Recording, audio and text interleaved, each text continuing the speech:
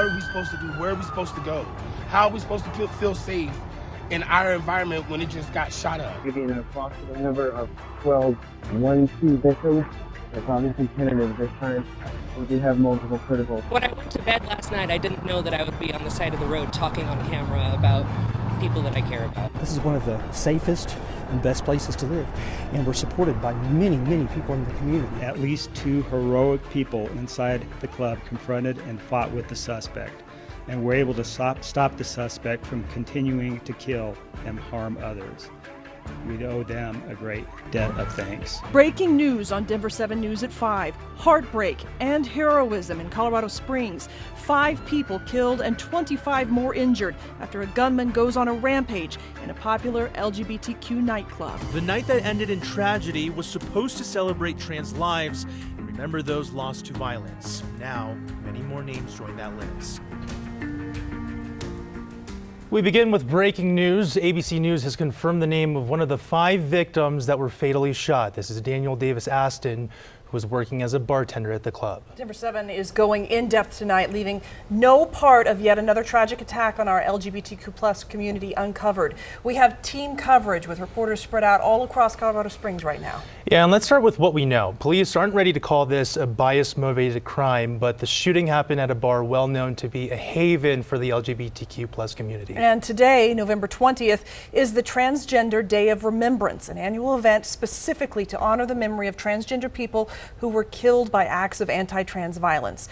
Now, we want to begin our coverage there with Colette Bordelon at Club Q with what we know about the investigation so far. Colette, the FBI is involved.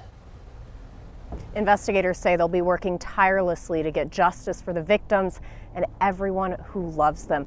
Now, also, the city says that there is no room for any kind of this hatred here. Everyone has a right to feel safe and secure in Colorado Springs. Right now, this is probably the best vantage point we have of Club Q. That investigation still very active tonight. And today we learned just how quickly everything happened last night. It was just over 6 minutes from the first 911 call to the suspect's arrest. It was everything. Club Q. It was welcoming. It was open. And what it means to Colorado Springs I found myself here. can be summed up in a word. This place was a home for a lot of people. A home where everyone was welcome. The love, the laughs, the people that you meet. It's gone. I was on the dance floor. I heard 4 to 5 shots ring out. Joshua Thurman hid in a dressing room last night and had to listen as a gunman turned his community into a crime scene. A part of me feels like it should have been me that was taken instead of the 5 people. Police say 5 people were killed. More than 24 others were hurt. At least 2 heroic people inside the club confronted and fought with the suspect, and were able to stop the suspect from continuing to kill and harm others. The people who stopped the suspect were not injured, as far as police know. I think we're all in shock. Tributes at the memorial coming in the form of flowers, candles, and in Dr. Michael Travis's case, music. We could go in and forget about work and everything else and feel like it was a home. Losing a sense of safety in the place it was protected. We will definitely get through this. Somehow pressing forward, knowing a home is needed now more than ever. We have this tragic stain, but it's not the end. Today, police identified the suspect as 22-year-old Anderson Lee Aldrich. Now, they couldn't say how many shots were fired during the shooting. They did say he used a long rifle at the time. They also didn't comment on any criminal history he may have, any priors, things like that. But a simple search of his name pulls up an incident from last summer related to a bomb-threatened Lorson Ranch that's in the southern part of El Paso County. Live in Colorado Springs, Colette Bordelon, Denver 7.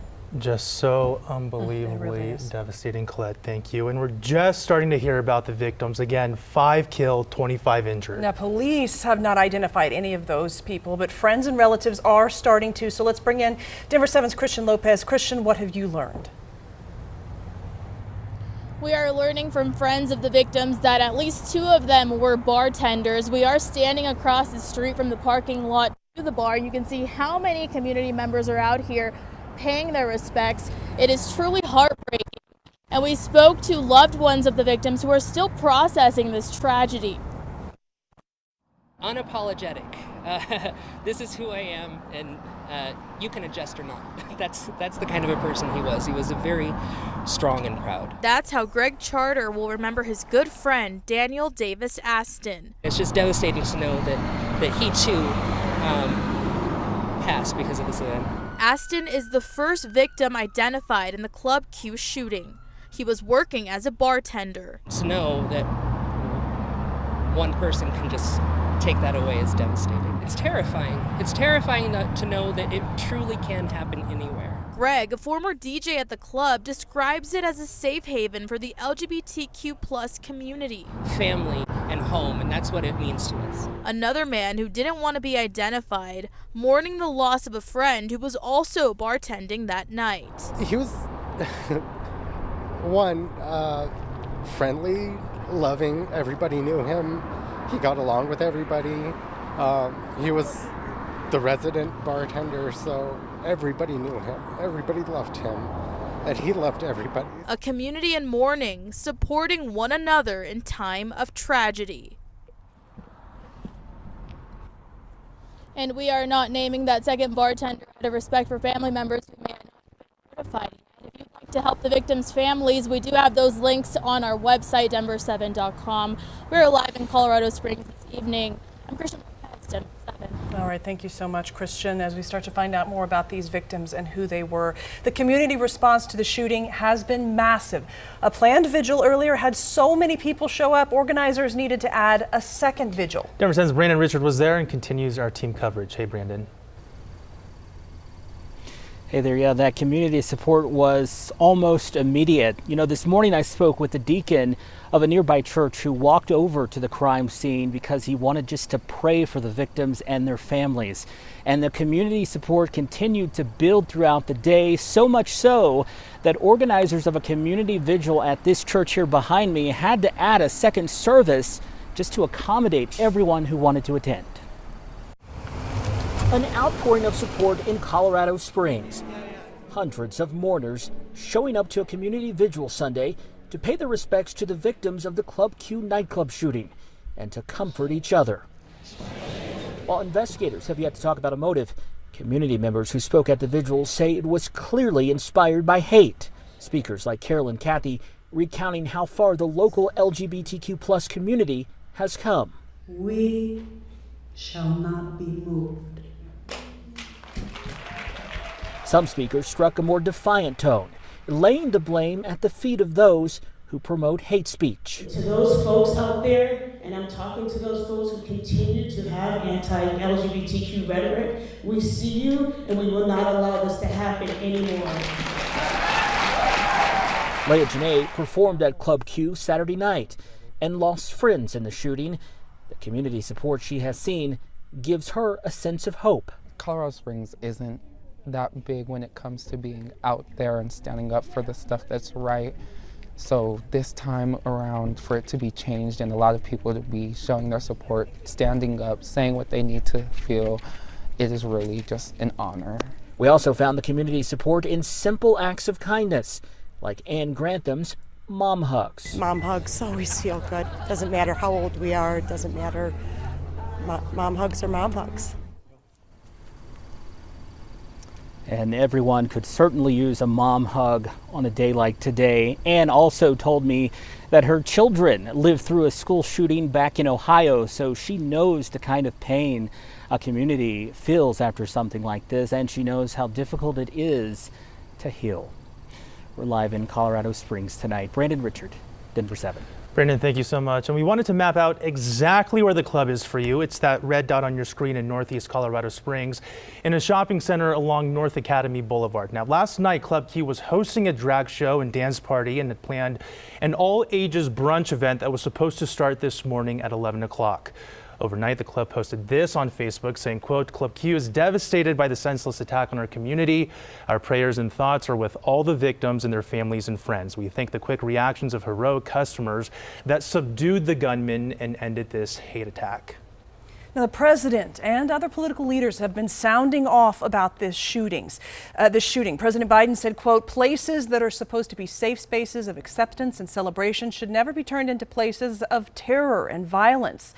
Yet it happens far too often. We must drive out the inequities that contribute to violence against LGBTQI+ people. The president also called again for an assault weapons ban. Governor Jared Polis pledged law enforcement resources and said, quote, we are eternally grateful for the brave individuals who blocked the gunman, likely saving lives in the process, and for the first responders who responded swiftly to this horrific shooting. Colorado stands with our LGBTQ+ community and everyone impacted by this tragedy as we mourn together. And Republican Congressman Doug Lamborn, who represents Colorado Springs, said he is saddened to hear of the senseless loss of life and, quote, law enforcement and first responders are to be commended for their rapid response. All people should pray for the victims and their families. Now, this shooting hits very close to home for State Representative Leslie Herod. She's from Colorado Springs and is Colorado's first black gay woman elected to the state legislature. She is outraged but not surprised. You tweeted earlier that this club where this happened is a place of refuge for so many, including myself. Tell me what this club meant to you. Yeah, you know, like so many queer bars across the country, there are only a few places that LGBTQ people like myself can go just for a place of refuge and solace and community and connection, you know. So Club Q was a place where my family's down in Colorado Springs, where, you know, around this time, the holidays, I would go visit my family and in the evening go out and make community and meet community. And to see this tragedy happen so close to home and hurt so many people, it breaks my heart. Do you feel like people in this community are being targeted? Have you experienced that yourself? Absolutely, they're being targeted. We're being targeted. I'm being targeted right now on Twitter with threats and hate, all because of my support of transgender youth and families, you know, all because of myself being outspoken in who I am as a proud LGBTQ African American person. We are absolutely targeted. These acts of violence are not, you know, we know where they come from, and it's because of all the hate that's spewed. We know it only takes one person to make that attack. It only takes one person to carry out that harm, you know? And so we all of us, regardless of background, affiliation, status, need to step up and say, it's wrong. It's wrong. Because the people last night that went out to Club Q, they went there to love, to laugh, to dance, to be with their friends, you know, and we should not be targeted just for living our lives. We should not be targeted just for loving who we love or presenting how we present. That is wrong. And we all, as a Colorado community, need to stand up and step together and say no more of this hate, no more of this divisiveness, no more using people as political pawns, you know, in a game that is only harmful to the most vulnerable among us. Yes. What do you think the next step is as a lawmaker when you see tragedies like this happen? When you have that hotbed, right? You have a situation where we have open access to firearms, open access to firearms, alongside of the divisive rhetoric. What do you think is going to happen? What do you think is going to happen? And when you have the dehumanization of people, right? Where folks think it's okay if I target an LGBTQ person, one less person in the community, one less person in our neighborhoods, one less transgender young person, that is wrong. That is wrong. But what do we expect to happen? Colorado should be leading the way on change, and we're not. Some very powerful words there, because the tragedy is really being felt far and wide. Even the sports world in Power Field, where the Broncos are hosting the Raiders tonight. The game started with a moment of silence. We'll check in with the Denver 7 sports team on the game itself later in the show.